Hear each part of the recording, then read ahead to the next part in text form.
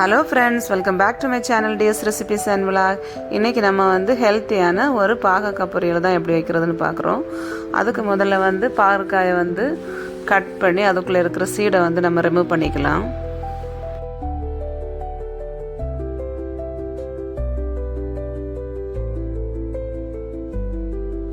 அப்புறம் இந்த மாதிரி சின்ன சின்ன பீசஸாக ஸ்லைஸ் பண்ணி கட் பண்ணி மாதிரி எல்லாம் கட் பண்ணி முடித்த பிறகு அதில் ஒரு 1/2 டீஸ்பூன் சால்ட் ஆட் பண்ணி மிக்ஸ் பண்ணி வச்சுக்கலாம் சைடில்.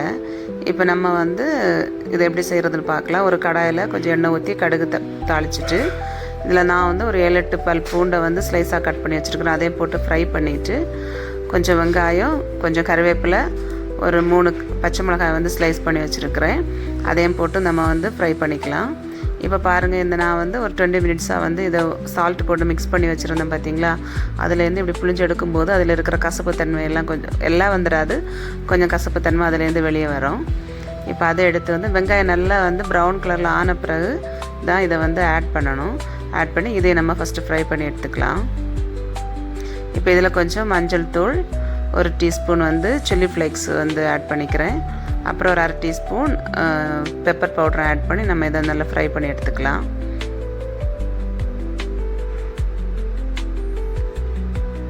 இப்போ பாருங்கள், ஹெல்த்தியான பாகற்காய் பொரியல் ரெடி ஆகிடுச்சு. இப்போ டேஸ்ட் பண்ணி கொடுக்கலாம் பிள்ளைங்களுக்கு. டேஸ்ட் பண்ணிவிட்டு அவள் நல்லா இருக்குது, ஆனால் கொஞ்சம் கசக்குது அப்படின்னு சொல்லிட்டா.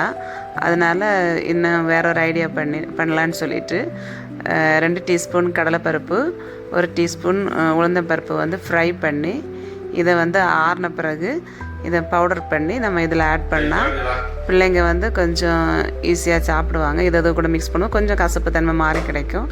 ஹெல்த்தியான ஃபுட்டாக இருக்கனால பிள்ளைங்களுக்கும் கொடுக்கலாம். இப்போ டேஸ்ட் பண்ண கொடுக்கலாம்.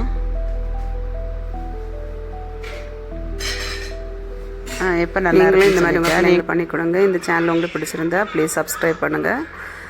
தேங்க்ஸ் ஃபார் வாட்சிங்.